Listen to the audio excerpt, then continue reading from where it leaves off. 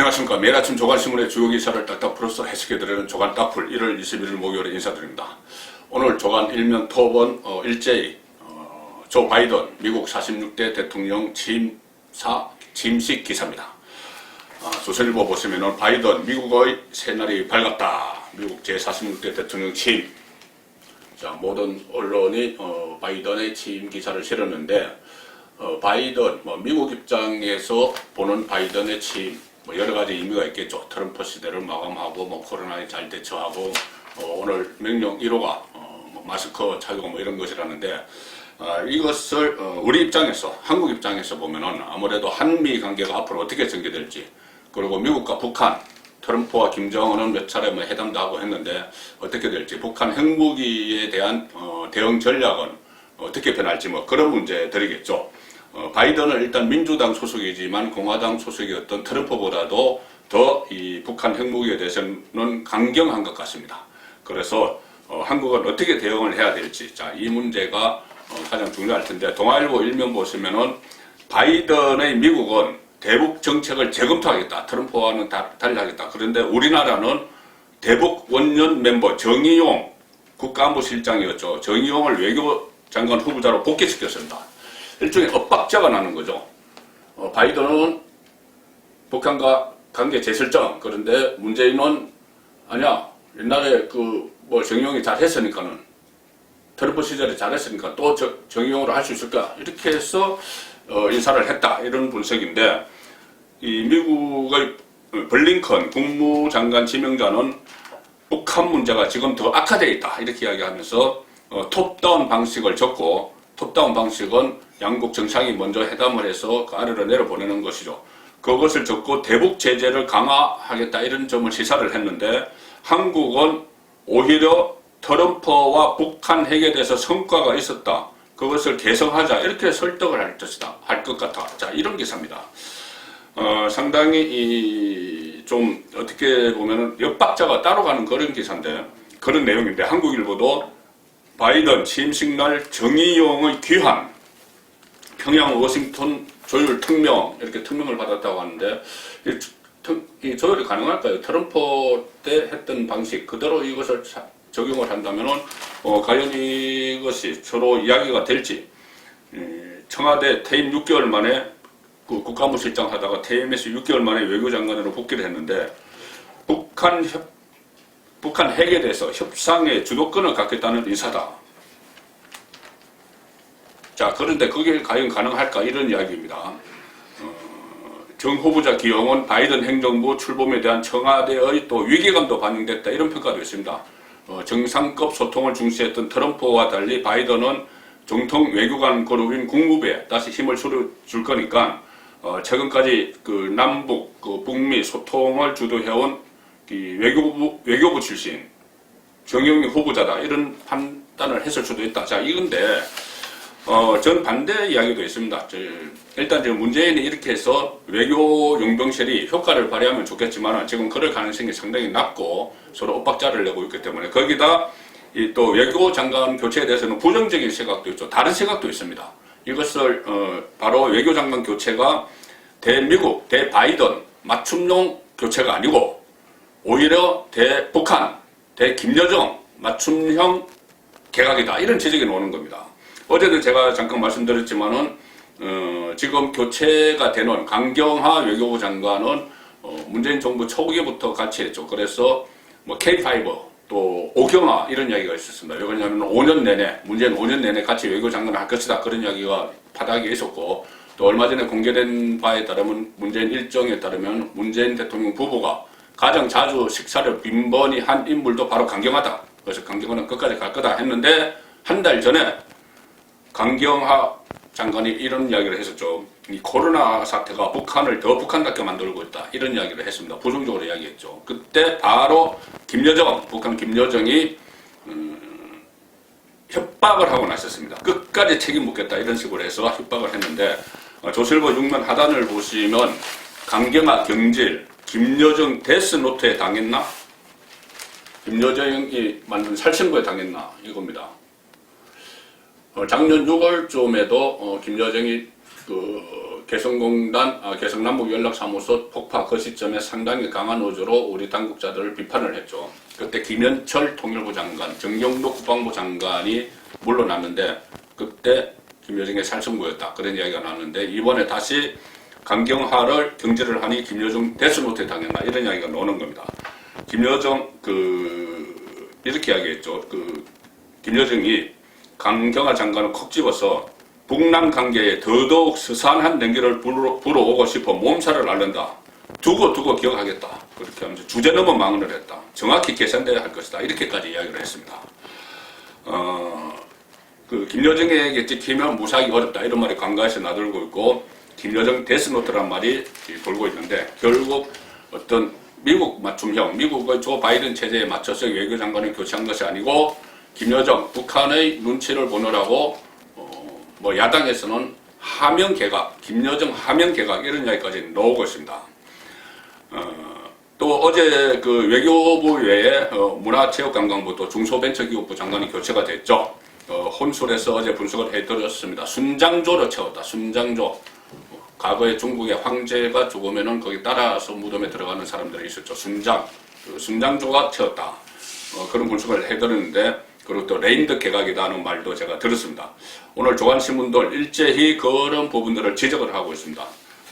내 사람 내 곁에 인사 아니냐. 자, 이런 이야기입니다. 내 사람을 내 곁에 두자. 자, 이런 이야기인데 조선일보 6면 상단을 보시면은 문 4편만 내 곁에 노무현 청와대 부엉이 모임으로 내각을 채웠다.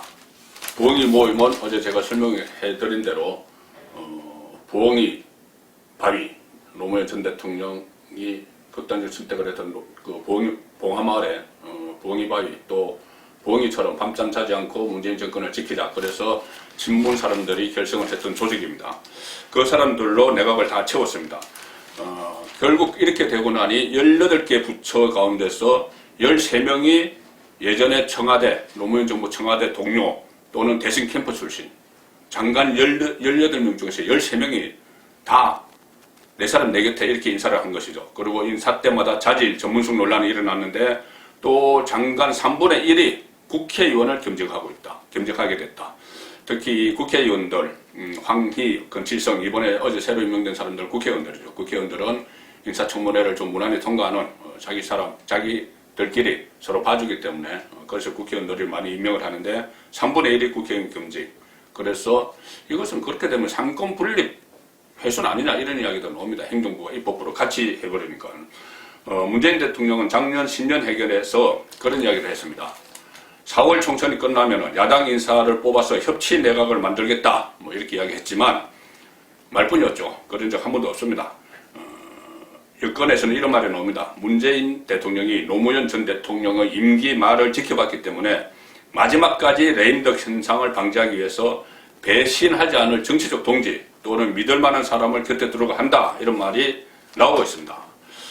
자, 문재인 대통령이 벌써부터 이렇게 순장조, 이른바 순장조를 내세워서 주변에 딱딱 배치하는 이것은 레임덕이 오고 있다는 걸 직감했기 때문이죠. 지지율이 떨어지는 것도 그렇고 아마 말 못할 여러 가지 느낌들이 있을 겁니다.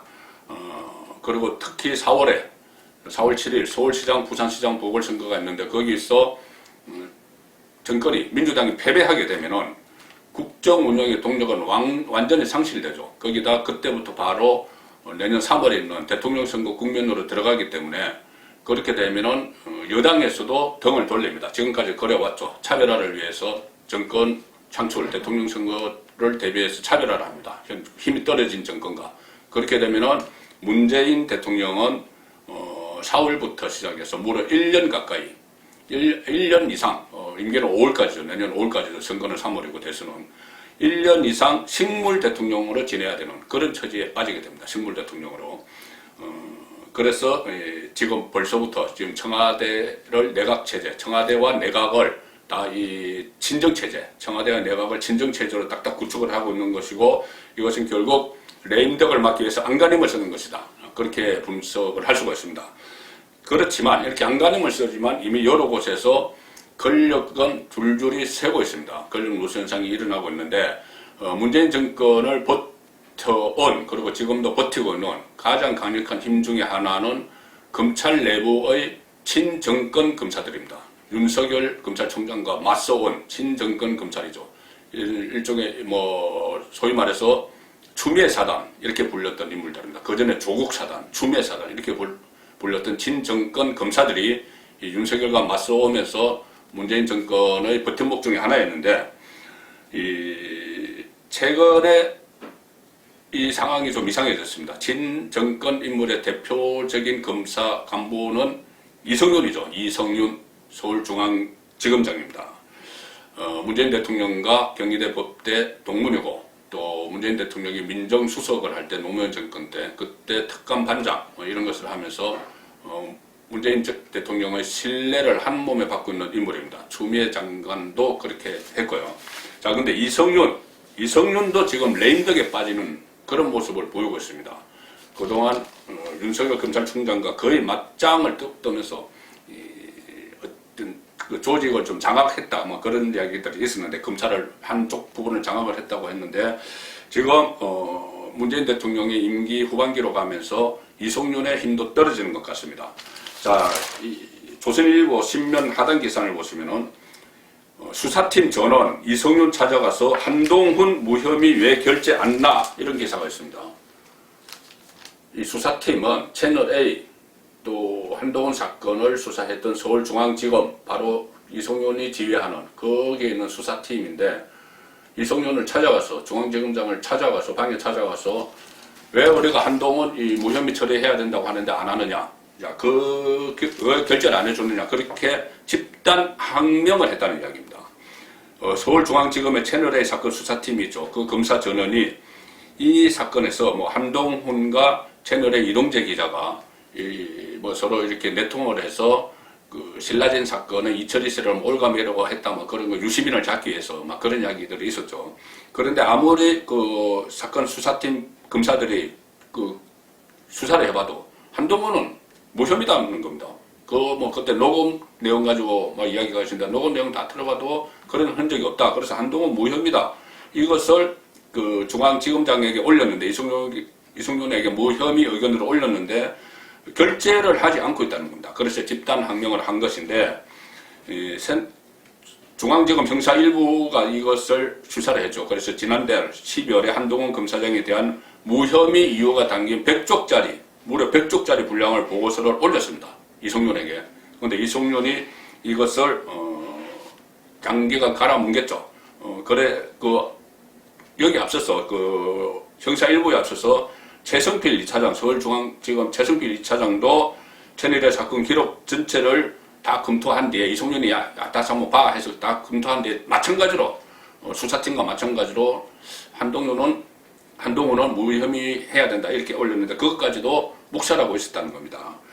왜 그러냐면은 지금 한동훈 검사장을 무혐의 처리를 하게 되면은 그동안 채널A 사건과 관련해서 추미애 법무부 장관이 윤석열 검찰총장에 대해서 지휘권도 발동하고 그렇게 했죠. 그리고 저번에 징계위에 회부하면서 채널A 사건 관련 수사방해, 감찰방해 이런 것까지 다 넣어서 올가매었습니다. 그런데 만약에 이 사건에서 한동훈, 윤석열의 측근이라는 한동훈이 무혐의가 나오면은 그런 기반들이 다 무너져 버리는 것이죠. 그래서 결국은 억지로 윤석열을 잡아넣기 위해서 꾸며냈다, 이런 이야기가 되기 때문에 그것을 인정을 하지 못하고 있는 겁니다. 그래서 이것을 뭉개고 있으니 이 검사들이, 수사를 했던 검사들이 집단 항명을 한 것이죠. 자, 그래서 이 검찰 조직 안에서도 추미애 사단 검사들이 점점 힘을 잃어가는, 레임덕이 오는 것 아니냐, 이성윤도 레임덕이 오는 것 아니냐, 그런 이야기들이 지금 나오고 있습니다. 자, 이성윤뿐 아니죠. 다른 추미애 사단 전체가 궁지에 몰리고 있습니다. 왜 그러냐면 최근에 김학의 전 법무부 차관 불법 출국 금지 사건이 있었죠. 그것이 지금 윤석열 검찰에서 다시 수사에 들어갔는데, 수사팀도 교체하고 수사에 들어갔는데, 거기에 추미애 사단 검사 간부들이 줄줄이 연루가 되어 있습니다. 당장 이성윤 중앙지검장부터 그때 당시에 2019년이죠. 대검 반부패 강력부장으로 있으면서 이 김학의 차관에 대한 사건 번호, 또 내사 번호를 허위로 가짜로 적어서 요청서를 올렸는데, 그때 가짜 내사 번호를 적어서 올려놓고 대검 반부패강력부장에 있으면서 당시 동부지검장에게 그거를 나중에 사후 추인해달라 이렇게 요구했다가 퇴짜를 맞은 그 의혹이죠. 그래서 수사 대상입니다. 이게 직권남용이죠. 그리고 이용구 지금 법무차관 그때 법무실장으로서 이 김학의 불법 출국 금지 일을 사실상 기획했습니다. 그리고 이종건 대검 형사부장 추미애 사단의 핵심이죠. 그런데 그때 당시 이 박상기 법무부 장관의 정책부장관으로 있으면서 출입국 관리 사무소에 가서 뒷처리를 막 하고 했던 그런 그 SNS 서로 내부 통신망에 올렸던 글들 카카오톡 단체방 글들이 막 공개가 되기도 했었죠. 그래서 결국은 문재인 정권에서는 친정권 검찰들도 힘이 다 빠지고 있습니다. 아마 그것을 예상해서 그랬는지 모르겠지만 문재인 정권에서는 공수처 설치를 서둘렀죠. 공수처가 발족이 되면은 권력수사, 고위공직자, 상급 이상 고위공직자 수사는 다 가져가기 때문에 윤석열 총장이 해왔던 걸 가져가서 뭉개버리거나 할 수가 있습니다. 그래서 서둘러 이것을 검찰이, 친정권 검찰이 힘을 빠질 경우에 대비해서 서둘러서 발족을 한 것 같은데 어제 김진욱 공수처장 후보자 인사청문회가 있었죠. 국민의힘이 예상외로 물론 부적격 의견은 발견을 했지만 전문성이 없다 해서 부적격 의견은 발견했지만 예상외로 이것을 청문보고서 채택에 동의를 했습니다. 자, 그런데 여기도 좀 복선이 있습니다. 잘 보시면은 자, 이것이 한겨레 신문 기사입니다. 한겨레 신문에는 이렇게 분석을 합니다.